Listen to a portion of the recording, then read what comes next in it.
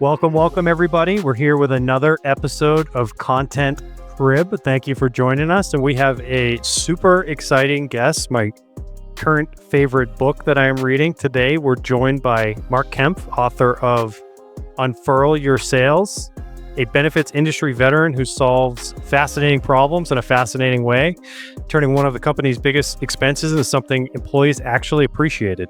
But now, Mark is retired from client work and has channeled his expertise into his beautiful book and is proving that traditional industries can build powerful personal brands online. Mark, welcome to Content Crib.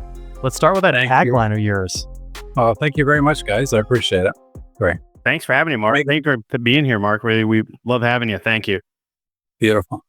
Tagline about being comfortable in sales. What if selling was comfortable and personalized? I love that. Yeah. Well, first of all, selling is stressful, right?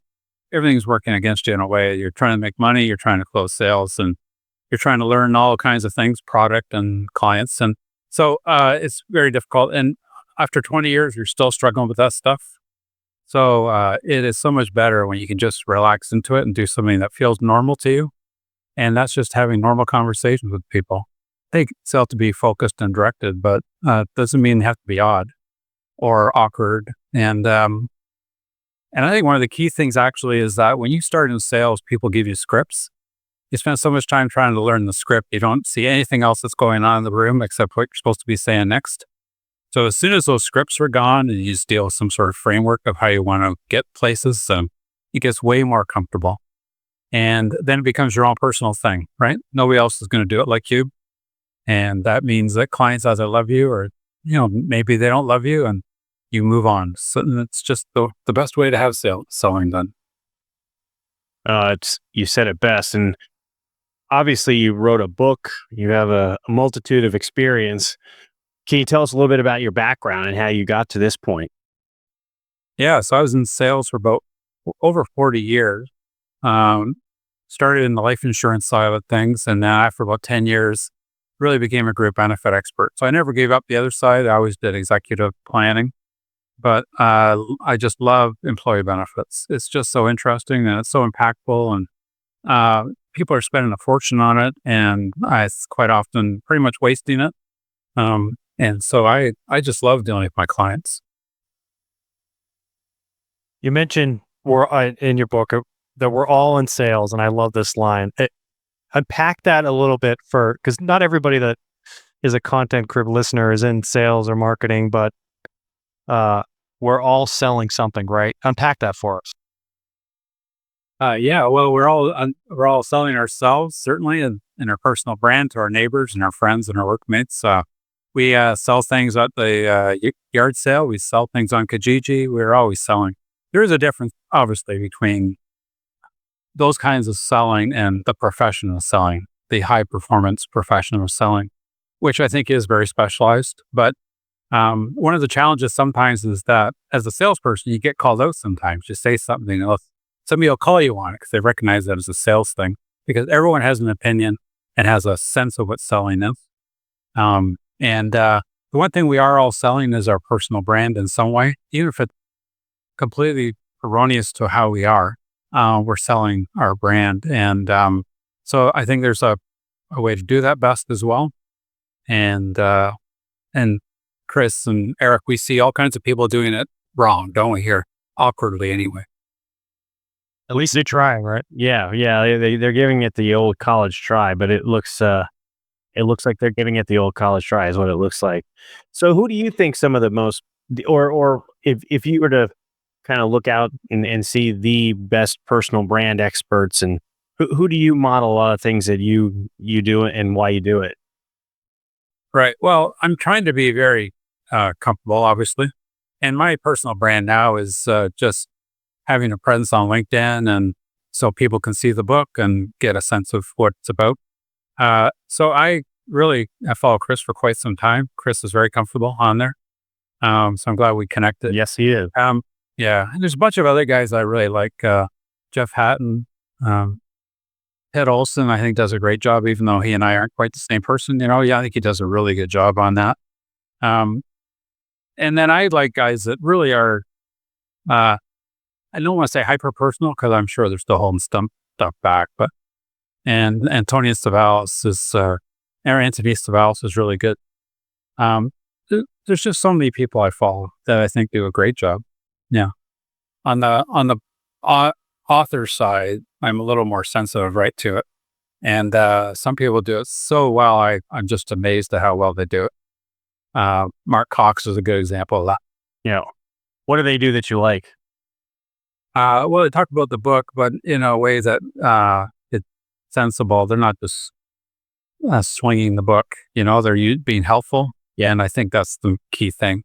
Another guy, Josh Braun, who I don't know if he's really published anything specific, right? He publishes kind of stuff that he almost gives away, but I don't know if he's actually done a book. He does a great job at it too. So what I've tried to do, and honestly, I think I failed at this half the time, which is I like to post something that is really inspiring or insightful or different that would be helpful to people. And then the book is just a tag at the end of that, right? If you want more of this, here's the book. I think that's the best way to do it is just, I wrote the book to be helpful. I think the posts on LinkedIn should be helpful as well. And I think sometimes I've tilted over where I'm just trying to promote the book because I was so excited about the book that I probably went overboard on that. So I apologize to anyone that feels that way. I'm sure they don't. They don't. No, I mean, I'm loving it right now. I just hit the 200-page mark and really enjoying it. And I want to go back to what you said about how you're posting. And I think it's important because there's two big ways to post on LinkedIn.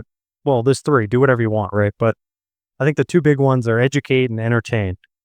And right. When you say that you're educating things and insightfulness, do you feel like you start to build more of a rapport with people that are following you? Absolutely. Yeah, I get a lot more feedback.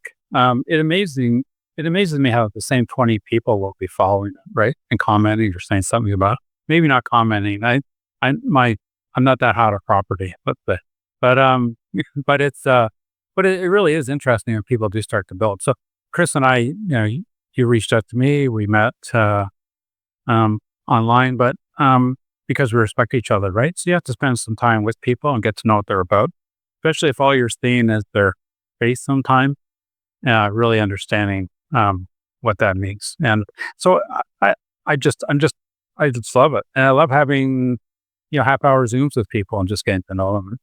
It's been a wonderful thing. Yeah. Yeah, we talk about it all the time. I mean, LinkedIn is the platform that really does, linked all of us together over the years and how it's done. And it's amazing that because of personal branding, the rapport you can build and the connection, and actually, where a lot of, I would have never met Chris Gross ever in my life before. I would have never met you, Mark. I would have never met all these people that I now work with. And it's because of the power of LinkedIn, the platform. Yeah. Yeah.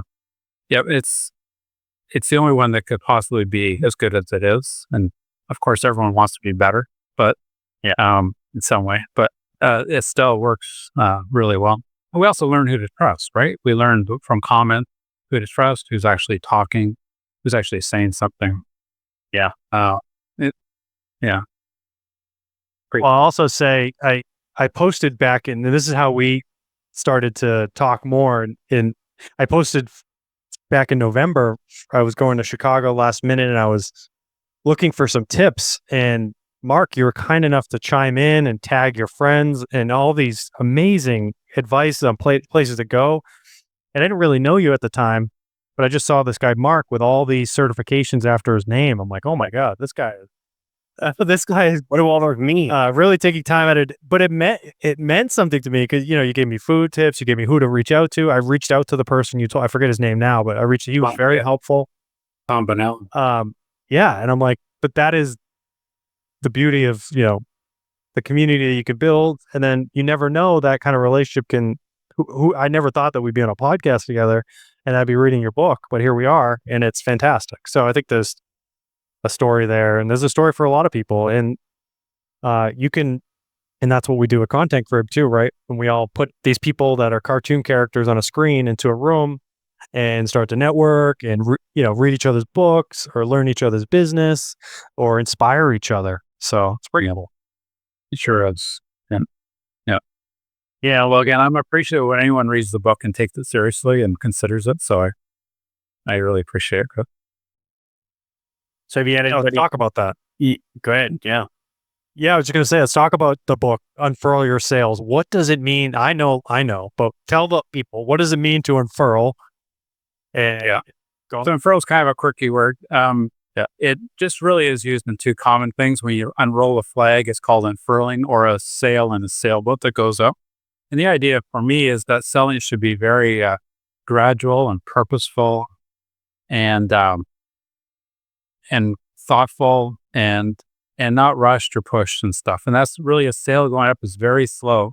And when it gets to the top and it's locked in, then that's when it's effective. So that's when the wind gets in it and it fills out and people can not only move places, but also move with direction, right? So I think that's why I just like the idea of unfurl your sails. I like to play on words, but also just the idea of sales being very gradual and progressive and not rushing. So one of the things I say in the book, just an example, is that when you're having a conversation with somebody, perhaps the first discovery meeting, but sometimes it can be a later meeting, and you realize there is no way they're going to buy from me today because they can't. It's usually structural, right? It's not because they don't want what I've got or that I couldn't imagine explaining what I have that would be better for them, but there's some structural reason that's clearly why they can't buy it today. Then you just go to slow mode because you're not going to close the sale. You're not going to ask any closing questions. You're not even going to go near it because you're not there yet. And it may take 2 years to get there if it's a structural problem. And that's just the way it is, but it's good to be able to recognize it. So, and the metaphor I use in the book is a coin spelled Quoin, which everyone else would think looks like a doorstop, but the ancient word is coin. And I compare it to an axe because an actual wedge is axe-shaped. And, an axe is very aggressive, right? And so much of sales and the way people are taught to do sales is very aggressive. It's very axe-like. And sometimes people are taught to sell really well and caringly, but they just can't help themselves, right? They get close to the sale. They need money. Their manager is bugging them. They haven't got their quota. They get very aggressive suddenly. They don't even want to be. They just are.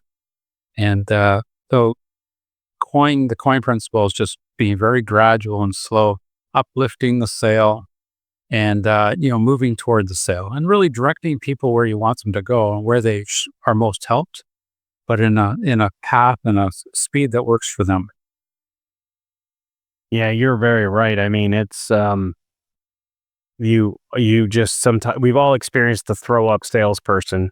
I was in sales management for a lot of years, still am to a degree. And, you sit there with a salesperson doing a presentation and you just feel the uncomfortable, feelings you get when somebody, it's the 30th of the month and they need to get this thing in and holy mackerel, you can pretty much assure you won't get it in because you have somebody who's, like a golden retriever meeting them approaching the time, It's terrible. You guys are probably have seen Kevin Casey on LinkedIn. Oh yeah. He wrote the book. His book right over here. Yeah. Yeah. It's a really cool book. And Kevin and I chum a bit and, a bit online. And, it's great. And he's got all like what you just said there, Eric, about throwing up salespeople stuff. And that's kind of a Kevin Casey's style. Right? He has the best of the one-liners in the business. Yeah, he does. And, it's just, I'm chuckling back to all the stories and we all know them. That's why we're all smiling of, being with certain sales. But hey, listen, and I've been that person before. I've been that person just like the nails on the chalkboard. Oh my gosh, why are you saying that? And it's really a lot of that comes from not unfurling. Like you said, it comes from just this, want to get it done and it's got to be, done in the next 36 seconds or else. Yeah. Yeah. Well, Chris has already read it, but there's this one story I put in the book about me doing that just to give the example, right? That I was terrible at that stuff too. And I always say, if you go for the aggressive sale, there's only 3 outcomes. They either say yes right away or they say no right away, or they say yes and then say no later, because that's just what you're going to get for it. Yeah, and it's I don't care, people always talk about relationship sales, and all sales is a relationship. It's just Yeah. how it's structured, and I'm sure. Well, what do you think about it? Obviously, you were in the life insurance sales business, which is 100% relationship sales. It's not they walk in the door, and I mean, you're obviously orchestrating something for their family long term for the future. Yeah. And life insurance is a little bit different than the benefit side of things, but certainly you're still trying to make a connection with people. And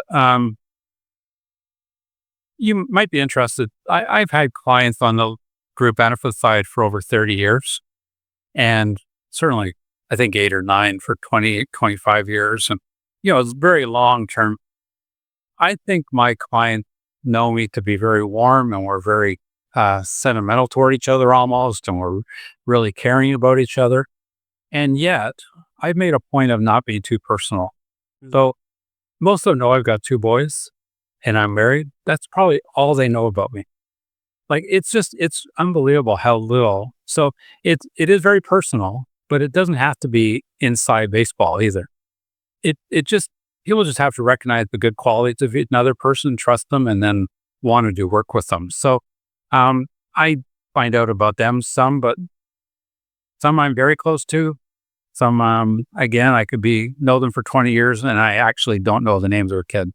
And I'm not trying to, because I'm not trying to prove anything. Mm. You know. I want to touch on trust, because that is such a huge word and so important in life in general, obviously, but also in connecting with people online, connecting with people in the sales process. And one of the processes or techniques that Eric and I talk about every day, and I saw it in the book and it melted my heart, was you mentioning personalized videos. I couldn't believe it when I saw. I should have known, but I couldn't believe it when I saw it, and I was so awesome. And we talk about personalized videos and being different and building trust, at the speed of light, and that's a huge tool for us. Do you have any examples of wins when you've utilized personalized videos, or anybody that use it, Right. has success? Right. I would say I'm not that great at it generally. I'll tell you the few things that I think work really well though. So during, and by the way, I was the old guy in the office, right? And nobody else was using this stuff. So during COVID, when I wanted to connect with all my group benefit clients, and I had a lot to tell them about COVID and what the insurers were up to and restrictions on travel, all that stuff. I would make a video and then I would send it to all my clients. And then I started doing it after that. I would have 3 different topics I want to talk about, usually something in the news about public health care, something else, and something else. One of the things I used for prospecting was that if a client I knew had a particular interest in something, like let's say it had to do with payroll and HR and admin when it came to group benefits, then I would put a topic in that was directed exactly to that prospect, this major prospect. So it'd be a topic that'd be good for everybody.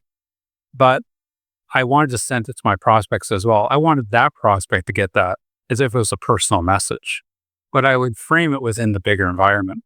And then after that, sometimes I would send them a video. So it's funny, I've got this one client, the one I call these my whales, not because they're so big, but because they're the clients or prospects that I really wanted to get as clients. Mm. The one prospect whale that I never did get. I sent them a personal video just to talk about one topic. I kept it to a minute. I wanted to make it very specific, just to this one thing that was important to them and something that had progressed that conversation. And when I sent it to them, the HR director sent me back a note and said, "Mark, that was really great. Nice try." I like. And that's cool, right? I had no problem with that. So anyway, I think it's really great. Chris, you had mentioned on an earlier podcast, number 3, maybe or 2, that you only ever had one personal video for LinkedIn. Not from like people, friends, etc. I've only received one sales prospecting video from one rep. Yeah. Yeah, it's interesting, isn't it? I can't believe people are using it all the time. And just a really quick story, because I just was so impressed. we had contacted a car dealership a couple of years ago about a car list for sale. It was just like a 2-year-old car. And we made an appointment with the sales guy when we could be there because it was out of town. And so about 2 hours before the meeting, we get a personal video from him. It's a little tour of the car. He's talking about the car and said, "This is the car you're going to come see. I want to show you the good things about it." It's like, that was just freaking brilliant. That was brilliant, right? I mean, it may have flagged, "Oh, I don't want to bother," or whatever, but that's okay. That'd be his no. But I just thought it was amazing. So I think people should be doing that all the time.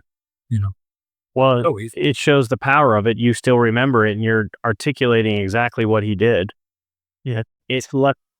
It left that kind of an image and a memory for you. I mean, that says it all right there. Absolutely. If I was doing prospecting now, that's what I would be doing. Yep. And we did not pay Mark to say that. No. I mean, I know there's at least a couple people that have been taught by either Eric or I on personalized videos. So I hope this motivates you to create more, because they do work. When I do send personalized videos, I overbook my calendar if I send too many, and they don't need to be just personalized. They can be saved in a content library that you can just pull. Like, it sounds like, Mark, that's what you did, is you made some videos on certain topics and maybe they didn't have their name in them, and you could repurpose it. That's a very important thing that people need to understand, because that's what I do. I have a whole library of things that are half education, half introduction, whatever. Yeah. By the way, anyone listening to this, I'm terrible at this stuff. So, like, I'm really terrible at video, and I'm terrible at splicing and dicing and all the fancy stuff. So most of my videos, I put a video on LinkedIn. It's me with my phone, holding it out, pushing start, because I'm only looking through the little lens of the camera, so I can't see myself. I want to get the best, image I can. I'm pressing that button at the bottom, trying to balance it while I talk, and then pushing it again to turn it off so I don't edit a thing. Like, that's what I try to do. Everybody out there listening to this would be better at it than I am. So if I can do it, there's no doubt you can do it too. Oh, no, that's exactly what we talk to people about is, you're utilizing your phone with a personalized video builds know, like, and trust like no other tool on the planet. I don't care what anybody says. Yeah. Well, Chris knows how bad I am at it, because I struggle with the sentence. I mean, you do it right behind in your backyard. It's a beautiful setting. And there's one where you're chopping wood. I remember these things. It's hard to, like Eric said, you don't just remember everything in life. You see a video, and especially if it's to you or it had a message behind it that was powerful, like, that stays with people. So just keep that in mind. Yeah. Derek's point, I wish my videos were more entertainment driven. So Jeff Hatton and I chatted online just a bit, and you're about a month out from publishing a podcast from Tape Date. Yeah. So in about a month, folk, if you haven't gone to my website or Jeff Hatton's, please do. There's a video about the book that Jeff Hatton's doing for me. All right. What a sweet guy. Honestly, what a hero for me. That's great. We'll check it out. Well, if people want to check out more of the stuff that you have, Mark, or what you've done, where should they go find that?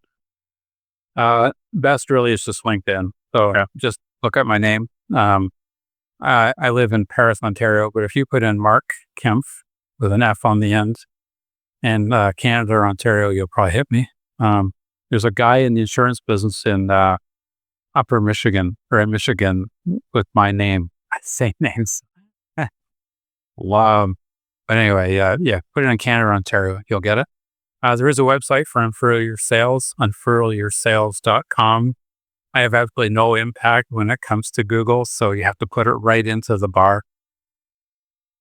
And that also gives my email address for the book, Unfurl Your Sales. And my plan, guys, eventually is that people start asking me questions about the book and talk about stuff. And I like to start posting the answers there, maybe doing quick personal video with the answers. And that'd be ideal. And I had just a personal one-on-one with another agent that I know, and before this, and she has some really fantastic questions. So I could just start 3 or 4 from that. That's great. Yeah, and the book is fantastic. If you're a sales, marketing, personal development kind of nerd like I am, I really need some more hobbies. No offense to the book. If you read any of the great sales books, and this is in that that echelon of books. I can't recommend it enough. So That's really high praise. Yeah. I'm only halfway through. So Okay. but that's good. That's where it's going. Thank you. I was going to mention my brother mentioned he was writing a book, and he said that what he hates about self-help books or sales books or any kind of book like that is that the person in the intro gives the answer to the book and then regurgitates it 28 times for the next 150 pages. I tried very hard not to do that. I'm not saying I was flawless at it, but I tried to keep. You definitely did not do that. Yeah. Well, really appreciate you coming on today, Mark, and thank you. We had an interesting start to it as we tried to figure out what these eerie voices were on the podcast. We still haven't figured that out. I don't know what happened there. That made it interesting. But again, thank you so much for coming on the podcast. Make sure to go out and get Mark's book, or even better, connect with him on LinkedIn. Mark Kempf, who in Paris, Ontario, and I'm sure he can maybe even send you a signed copy. I don't know. I'm now setting you up for doing this, Mark. Let's say the Content Crib podcast, please hit up Mark and he'll send you a signed copy. Sorry, Mark. Sure, no problem. No problem. Pleasure, guys. You guys are fantastic. I've enjoyed every one of your podcasts, especially the last one. Just tremendous. Well, thank you. Appreciate that. Yeah, we really enjoyed doing it and enjoyed having you on today. Yeah. Okay. Thank you very much. Thanks, Mark. Take care. Bye-bye.